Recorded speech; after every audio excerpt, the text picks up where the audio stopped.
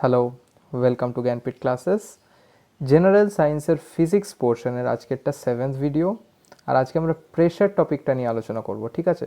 খুব ইজি একটা টপিক, খুবই ইজি টপিক এবং কিছুটা কনসেপচুয়াল জায়গাও আছে। আর বিভিন্ন কম্পিটিটিভ এক্সামে অনেক কোশ্চেন আসে, ঠিক আছে? খুব ছোট টপিক, ইজি টপিক, কিন্তু করে ফেলতে পারলেই একটা বা দুটো কোশ্চেন আরাম করে এখান থেকে অ্যান্সার করে দেওয়া যায়। তো চলো শুরু করা যাক। দেখো, প্রেশার প্রেশার কাকে বলে না? Pressure is defined as force acting normally on unit area of the surface. অর্থাৎ যে কোনো একটা তল আছে, তার একক ক্ষেত্রফল বিশিষ্ট স্থানে, একক ক্ষেত্রফল মানে ধরে নাও 1 ফুট স্কোয়ার হতে পারে, 1 সেমি স্কোয়ার হতে পারে, 1 মিটার স্কোয়ার হতে পারে, যে কোনো একক ক্ষেত্রফল বিশিষ্ট স্থানে যে পরিমাণ বল কাজ করে তাকে বলা হয় প্রেশার, ঠিক আছে? তো সেই জন্য আমরা লিখতে পারি কি, যে pressure equals to normal force on the surface by area of surface. এখানে একটা জিনিস ইম্পর্টেন্ট, এই যে নর্মাল কথাটা কেন বলা হয়েছে? নর্মাল মানে হচ্ছে লম্ব, ঠিক আছে? সারফেসের উপর লম্বভাবে কতটা বল কাজ করছে। কোনো একটা সারফেস আছে, তার একক ক্ষেত্রফল বিশিষ্ট স্থানে লম্বভাবে যে পরিমাণ বল কাজ করে তাকে বলা হয় হচ্ছে প্রেশার, ঠিক আছে? লম্বভাবে হতে হবে তলের সাথে, হ্যাঁ, তলের সাথে থিটা কোণে থাকলে হবে না, তাহলে আমাদের লম্ব উপাংশটা নিতে হবে। যাই হোক, তো এই প্রেশারের ক্ষেত্রে যে ইউনিটগুলো আছে দেখে নাও। প্রেশারের এসআই ইউনিট হচ্ছে নিউটন পার মিটার স্কোয়ার, যাকে আমরা পাস্কালও বলে থাকি। আর সিজিএস ইউনিট হচ্ছে ডাইন পার সেমি square. Pressure is a scalar quantity, অর্থাৎ অর্থাৎ প্রেশার হলো একটা স্কেলার রাশি, ঠিক আছে? অর্থাৎ এর শুধু মান আছে, কোনো অভিমুখ নেই, কোনো একটা অভিমুখ উল্লেখ করার প্রয়োজন নেই। কারণ দেখবে আমরা পড়ে থাকি, দেখবে পরে পড়বো যে প্রেশার সব দিকে সমানভাবে কাজ করে, ঠিক আছে? পরে আসছি ওটাতে, তো সেই জন্য তার কোনো অভিমুখ নেই, ঠিক আছে? যাই হোক, পরের স্লাইডে যাওয়া যাক। Some application of the concept of pressure, অর্থাৎ এই যে চাপ, এটার অ্যাপ্লিকেশন কোথায় কোথায় হচ্ছে, এর যে কনসেপ্টটা, এটার কোথায় অ্যাপ্লিকেশন হচ্ছে। দেখো, বলা হয়েছে railway tracks are laid on large sized wooden sleepers so that thrust due to weight of train is spread over a large area. আমরা কি বলেছি? বল বাই ক্ষেত্রফল। প্রেশার মানে কি? বল বাই ক্ষেত্রফল, মানে ক্ষেত্রফল আমরা যতটা বাড়াবো। দেখো, আগের স্লাইডে গিয়ে যদি আমরা দেখি, এই যে এই জিনিসটা অর্থাৎ ক্ষেত্রফল, এরিয়া অফ দ্য সারফেস, এটা আমরা যদি বাড়াই তাহলে কি হবে? তাহলে এই যে প্রেশারের মানটা কমবে, তাই তো? তো সেটাই এখানে দেখো বলা হয়েছে, যে ট্রেনের লাইন আছে, ধরে নাও দুটো লাইন পাশাপাশি রাখা থাকে, ওইটার ক্ষেত্রফল তো খুব ছোট, মানে ওটা সারফেস এরিয়া তো খুব কম। তাই ওটা যদি ডাইরেক্ট মাটির উপর রেখে দেওয়া হয় তাহলে মাটিতে কিন্তু বসে যাবে, ওটা মাটি কেটে ঢুকে যাবে, এত ওয়েট ওর উপর পড়ছে, যে যেহেতু সারফেস এরিয়া কম তাই জন্য মাটি কেটে ঢুকে যাবে। সেটা যেন না হয় সেই জন্য ওই পাটিগুলো লাগানো থাকে, যেটা আগে কাঠের হতো এখন সিমেন্টের হয়। পাটিগুলো লাগানো থাকে, কেননা পাটিগুলো চওড়া হয়। তো চওড়া হলে কি, গোটা অংশে মানে সারফেস এরিয়া বেড়ে গেল, গোটা অংশে ওই বলটা ছড়িয়ে গেল, যার ফলে ওই এক জায়গা কেটে ঢুকে যাওয়া সেই জিনিসটা হচ্ছে না, মাটির উপর ছড়িয়ে যাচ্ছে, তার ওয়েটটা, যে বলটা যার জন্য কাজ করছে সেটা ছড়িয়ে যাচ্ছে। দেখো এরপর কি বলা হয়েছে, pins are made to have point ends. অর্থাৎ যদি কোনো আলপিন নাও, দেখবে তার মুখটা খুব ছুচলো হয়। কেন ছুচলো হয় না? সারফেস এরিয়া খুব কম। সারফেস এরিয়া যদি কম হয় তাহলে প্রেশার বাড়বে, কারণ কি, আবার বলছি, চাপ ইকুয়ালস টু বল বাই ক্ষেত্রফল। ধরে নাও তুমি বল প্রয়োগ করছো, অর্থাৎ একটা আলপিনের উপর ধরে নাও হাতুড়ি মারছো, তাহলে যদি আলপিনের সামনেটা ভোতা হয়, সারফেস এরিয়া বেশি হয়, তাহলে তো আলপিনটা অত সহজে ঢুকবে না দেওয়ালে, তাই না? আলপিনের সামনেরটা যদি সরু হয়, ঠিক আছে, যদি সরু হয় মানে খুব ছোট শার্প এজ যদি হয়, তাহলে আরাম করে ঢুকে যাবে দেওয়ালে। সেই জন্যই আলপিনের যেটা মুখ থাকে সেটা আর কি পয়েন্ট এন্ড করা হয়। আরেকটা বলা হয়েছে নাইফ হ্যাজ শার্প এজেস। এই যে শার্প এজ, নাইফের ক্ষেত্রে অর্থাৎ চাকুর ক্ষেত্রে যে এজটা থাকে সেটা শার্প হয়। শার্প কিভাবে করা হয় না, ওইখানকার সারফেস এরিয়াটা কমানো হয়। যত শার্প হবে, অর্থাৎ যত সারফেস এরিয়া কম হবে, তত সহজে তুমি একটা জিনিসকে কাটতে পারবে, তত কম বল প্রয়োগ করে কাটতে পারবে। কারণ কি, যেহেতু সারফেস এরিয়া কম, সেই জন্য প্রেশারের মানটা বেড়ে যায় ইজিলি। মানে একই বল প্রয়োগ করলে সারফেস এরিয়া যদি কম হয় তাহলে আরাম করে কেটে দিতে পারবে। তো সেই সারফেস এরিয়াটা কমানোটাই আসল লক্ষ্য, সহজে কাটার জন্য। কিন্তু ট্রেনের লাইনের ক্ষেত্রে কিন্তু কেসটা উল্টো। ট্রেনের লাইনের ক্ষেত্রে সারফেস এরিয়াটা বাড়িয়ে দেওয়া হচ্ছে যাতে এক জায়গায় বেশি চাপ না পড়ে যায়, ঠিক আছে? চলো, এরপর হচ্ছে অ্যাটমসফিয়ারিক প্রেশার, অর্থাৎ বায়ুমণ্ডলীয় চাপ। বায়ুমণ্ডলীয় চাপ জিনিসটা কি আগে একটু বলে দিই, তারপর আমরা ওইখানে আসছি, লেখাতে আসছি। ধরে নাও বায়ুমণ্ডলের কোনো একটা বিন্দু আছে, ধরে নাও এই যে এই বিন্দুটা, ধরে নাও, কল্পনা করে নাও এখানে একটা বিন্দু আছে। এই বিন্দুর চারিপাশে একক ক্ষেত্রফল বিশিষ্ট স্থানে যে কোনোভাবে, এইভাবে হোক, এইভাবে হোক, এইভাবে হোক, যে কোনোভাবে তুমি একটা একক ক্ষেত্রফল বিশিষ্ট তল কল্পনা করো। একক ক্ষেত্রফল বিশিষ্ট স্থানে, একক ক্ষেত্রফল মানে আগেই বলেছি 1 নিউটন, 1 মিটার স্কোয়ার, 1 সেমি স্কোয়ার, যা ইচ্ছা। তো একক ক্ষেত্রফল বিশিষ্ট স্থানে বায়ুমণ্ডল তার ওজনের জন্য লম্বভাবে যে পরিমাণ বল প্রয়োগ করে তাকেই বলা হয় বায়ুমণ্ডলীয় চাপ। ঠিক আছে, এখন তোমাদের কোনোদিনও সংজ্ঞা আসবে না, তাও আমি কনসেপ্টটা বোঝানোর জন্য বলে রাখলাম।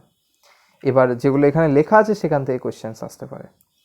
কি না, atmospheric pressure is that pressure which is exerted by a mercury column of 76 centimeter at 0 degree centigrade and 45 degree latitude at the sea level। অর্থাৎ কি বলা হচ্ছে, এই যে বায়ুমণ্ডলীয় প্রেশার, এটা কার সাথে সমান? প্রমাণ বায়ুমণ্ডলীয় চাপ কিসের সাথে সমান? বলা হচ্ছে যদি আমরা 76 সেমি একটা পারদস্তম্ভ নিই, অর্থাৎ একটা নল আছে ধরে নাও যেটার দৈর্ঘ্য 76 সেমি, সেটাকে আমি ভর্তি করে দিয়েছি পারদ দিয়ে, ঠিক আছে, তাহলে সেটার যা চাপ সেটাই হচ্ছে বায়ুমণ্ডলীয় চাপের সঙ্গে সমান। কিন্তু এখানেও শর্ত দেওয়া আছে কিছু, কি না 0 ডিগ্রি সেন্টিগ্রেডে রাখতে হবে প্লাস 45 ডিগ্রি অক্ষাংশে রাখতে হবে। কারণ অক্ষাংশ চেঞ্জ হলে আমরা দেখবে গ্র্যাভিটেশনের যে ক্লাসটা আছে, যে গ্র্যাভিটেশনে আমরা বুঝিয়েছিলাম যে যদি আমরা অক্ষাংশ চেঞ্জ করি, অর্থাৎ পৃথিবীতে আমরা কোথায় আছি সেটার উপর নির্ভর করে গ্র্যাভিটেশনাল অ্যাক্সিলারেশনের ভ্যালু, অর্থাৎ স্মল জি যেটাকে আমরা বলি, সেই স্মল জি এর ভ্যালু। তাই তুমি যদি নিরক্ষীয় অঞ্চলে রাখো দেখবে একরকম চাপ হচ্ছে, যদি দেখো মেরু অঞ্চলে রাখো তাহলে দেখবে আরেক রকম চাপ হচ্ছে। তাই জন্য ওই অক্ষাংশটাকেও নির্দিষ্ট করে দেওয়া হয়েছে যে 45 ডিগ্রি অক্ষাংশ, অর্থাৎ 45 ডিগ্রি অক্ষাংশে 0 ডিগ্রি সেন্টিগ্রেড উষ্ণতায় 76 সেন্টিমিটার পারস্তম্ভের চাপের সমান হলো বায়ুমণ্ডলীয় চাপ, অর্থাৎ প্রমাণ বায়ুমণ্ডলীয় চাপ যাকে আমরা বলে থাকি। এখানে একটা জিনিস বলা হয়েছে, it is equal to the weight of 76 centimetre column of mercury of cross sectional area 1 সেমি স্কোয়ার। এখানে আরও একটা কথা বলতে হবে, সেটা হচ্ছে যে নলটা আমরা নিয়েছি তার ক্রস সেকশনাল এরিয়া যেন 1 সেমি স্কোয়ার হয়, ঠিক আছে, অর্থাৎ তার ক্ষেত্রফলটা যেটা ক্রস সেকশনাল এরিয়া সেটা যেন 1 সেমি স্কোয়ার হয়। 76 সেন্টিমিটার পারস্তম্ভ 0 ডিগ্রি সেন্টিগ্রেডে 45 ডিগ্রি অক্ষাংশে রাখা আছে একটা নলের ভিতর, যে নলটার ক্রস সেকশনাল এরিয়া 1 সেমি স্কোয়ার, তাহলে সেটা যে পরিমাণ চাপ দেবে সেই পরিমাণ চাপিয়ে বায়ুমণ্ডল দিচ্ছে, প্রমাণ বায়ুমণ্ডলীয় চাপ হচ্ছে সেটাই, মানে সেটার সঙ্গে তার মান equal. Generally it is measured in bar. Bar হচ্ছে একটা একক, বায়ুমণ্ডলীয় চাপ মাপার একক, ঠিক আছে। এবার বারের সাথে এসআই একক নিউটন পার মিটার স্কোয়ার যেটা চাপের, সেটা সম্পর্ক দেওয়া হয়েছে 1 bar equals to 10⁵ newton per metre square. Fact, এটা মনে রাখতে হবে, এখান থেকেও কোশ্চেন এসে থাকে। অ্যাটমসফিয়ারিক প্রেশার এর বিভিন্ন মানে এককের মধ্যে সম্পর্ক দেওয়া আছে। 1 atm equals to 1.01 bar equals to 1.01 into 10⁵ newton per metre square equals to 760 torr, ঠিক আছে। টরও আরেকটা বায়ুমণ্ডলীয় একক। তো এই যে সম্পর্ক, এটা পারলে মনে রেখো।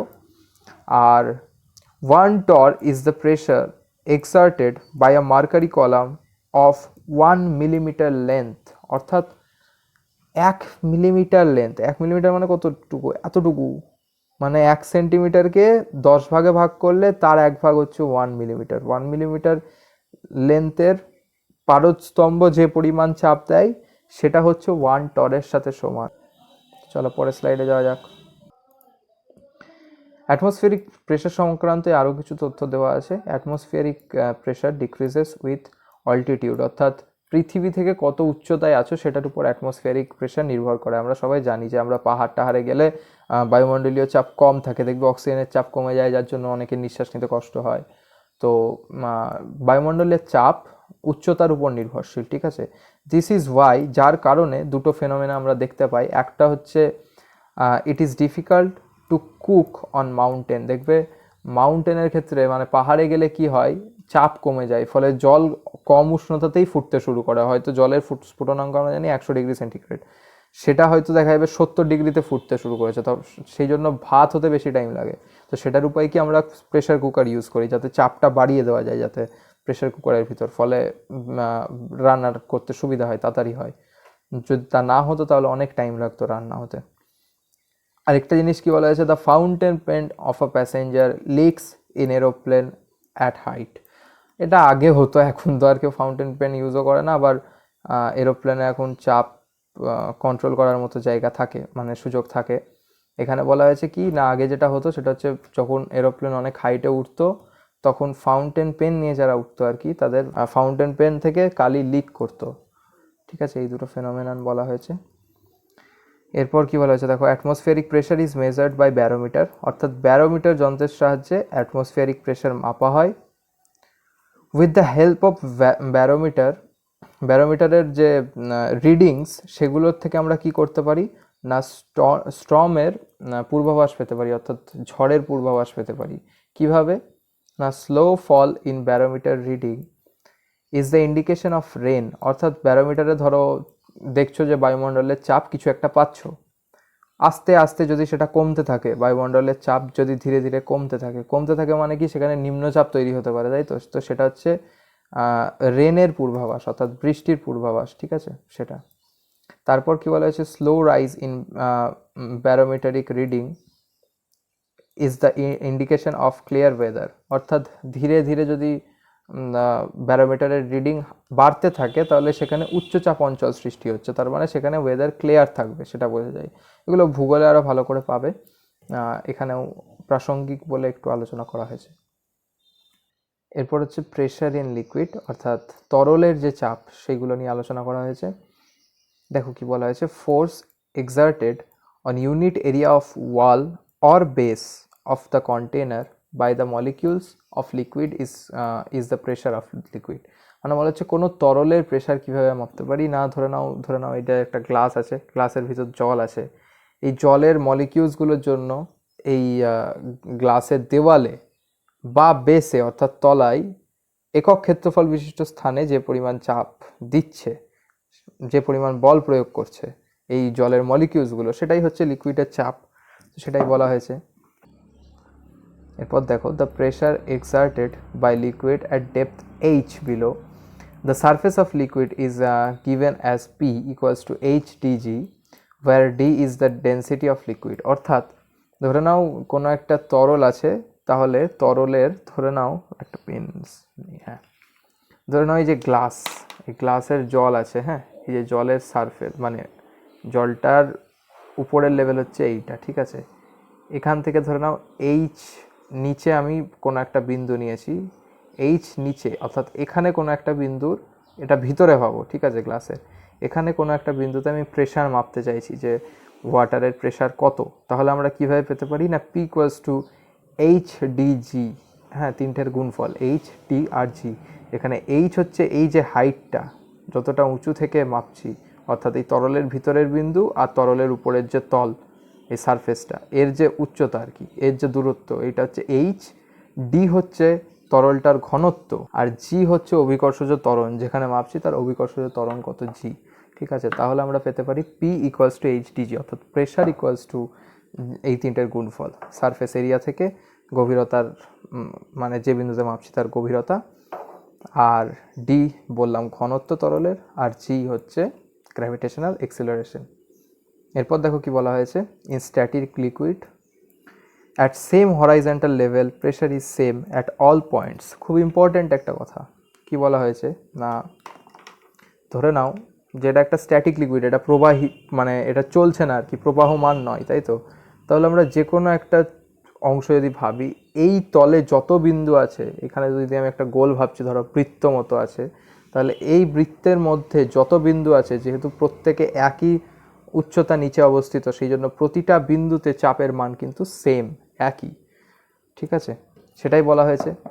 আর আরও একটা কথা ইম্পর্ট্যান্ট যেটা, সেটা বলা হয়েছে, pressure at a point in liquid is proportional to the depth of point from the free surface. অর্থাৎ যেটা বললাম, মানে এই উপরের সারফেস থেকে পয়েন্টটা যতটা নিচে থাকবে চাপ তত বেশি হবে, মানে এখানে চাপ যা হবে এখানে কিন্তু চাপ তার থেকে বেশি হবে, সেটাই বলা হয়েছে, আর কিছুই না। আরও একটা কথা দেখো, এখানে বলা হয়েছে, pressure at a point in a liquid is proportional to the density of the liquid. অর্থাৎ যত ঘনত্ব বাড়বে একটা নির্দিষ্ট পয়েন্টে কিন্তু চাপ তত বাড়বে। ঠিক আছে, মানে ধরে নাও একটা তুমি সেন্টিমিটার উচ্চতার ধরে নাও জল নিয়েছো, হ্যাঁ জলস্তম্ভ নিয়েছো, তার থেকে কিন্তু 1 সেন্টিমিটার উচ্চতার পারদস্তম্ভের প্রেশার অনেক বেশি হবে, কারণ পারদের ঘনত্ব অনেক বেশি জলের থেকে। ঠিক আছে, Pascal law for pressure of liquid. ঠিক আছে, পাস্কালের দুটো সূত্র আছে, দুটো সূত্র ইম্পর্ট্যান্ট এবং খুব ইজি। সেটা হচ্ছে if gravitational attraction is negligible, অর্থাৎ যদি আমরা অভিকর্ষজ ত্বরণকে অবহেলা করি মানে নেগলেক্ট করলে in equilibrium condition pressure is same at all points in a liquid। অর্থাৎ গ্র্যাভিটেশনাল অ্যাট্রাকশনকে যদি আমরা নেগলেক্ট করি তাহলে ইকুইলিব্রিয়াম পজিশনে তরলের সকল বিন্দুতে চাপ কিন্তু সমান। সেকেন্ডটা দেখো কি বলা হয়েছে, if an external pressure is applied to an enclosed fluid it is transmitted undiminished to every direction. মানে কি না, ধরে নাও একটা এনক্লোজড ফ্লুইড আছে, হ্যাঁ একটা বদ্ধ ফ্লুইড আছে, তাহলে তার উপর যদি তুমি এক্সটার্নাল প্রেশার দাও, অর্থাৎ গ্র্যাভিটেশনাল অ্যাক্সেলারেশনকে গ্র্যাভিটেশনাল অ্যাট্রাকশনকে আমরা নেগলেক্ট করছিলাম, তার সব বিন্দুতে চাপ সমান ছিল, সেই অবস্থায় তুমি এক্সটার্নাল প্রেশার অ্যাপ্লাই করেছো, ঠিক আছে, তাহলে ফ্লুইডটার মধ্যে সব দিকে সমানভাবে সেই চাপটা ছড়িয়ে পড়বে। ঠিক আছে, মানে প্রত্যেক বিন্দুতে যতটা চাপ দিচ্ছ প্রতিটা বিন্দুতে তুমি এই এক্সট্রা চাপটা পাবে সমানভাবে, কোনো রকম তার ক্ষয় হবে না। ঠিক আছে, সেকেন্ড লটা এরকম বলছে। এইটাকে অ্যাপ্লাই করে বড় বড় কাজ করা হয়, এই যে hydraulic lift, hydraulic press, hydraulic break, এইগুলো কিন্তু এই পাস্কালের লয়ের উপর ভিত্তি করে চলে। এইটা হচ্ছে ভিভিআই। প্রতিবার দেখবে যে কোনো জেনারেল সায়েন্সের কোশ্চেনে এই কোশ্চেনটা মানে খুবই কমন থাকেই, যে হাইড্রোলিক লিফট কিসের উপর কাজ করে বা কোন নীতিতে ভিত্তি করে কাজ করে, বা হাইড্রোলিক প্রেস কিসের উপর কাজ করে, এই ধরনের কোশ্চেন প্রচুর থাকে। তো এই পাস্কাল লয়ের এই দুটো কি বলবো স্টেটমেন্ট, এই দুটো অত ইম্পর্টেন্ট না, এই দুটো থেকে সেরকম কোশ্চেন আসে না, কিন্তু এলে হয়তো খুব সেকেন্ডটা থেকে হয়তো হালকা কোশ্চেন আসতে পারে কনসেপচুয়াল, কিন্তু এমনি মেন কোশ্চেন কিন্তু এইটা, যে হাইড্রোলিক লিফট কিসের উপর কাজ করে, কোন নীতির উপর কাজ করে, বা এই হাইড্রোলিক ব্রেক আর হাইড্রোলিক প্রেস কোন নীতির উপর কাজ করে। ঠিক আছে, তো আজকে প্রেশার এইটুকুই ছিল, এর থেকে বাইরে আর কোনো সেরকম কোশ্চেন জেনারেল সায়েন্সের কম্পিটিটিভ এক্সামে আসবে না। আর আশা করি বুঝতে পেরেছো, কনসেপচুয়ালি বোঝানোর চেষ্টা করেছি। থ্যাংক ইউ গোটা ভিডিওটা দেখার জন্য। যদি ভালো লেগে থাকে তাহলে অবশ্যই লাইক করো, সাবস্ক্রাইব করো চ্যানেলটা, আর শেয়ার করো বন্ধুদের সাথে। Thanks a lot, thank you.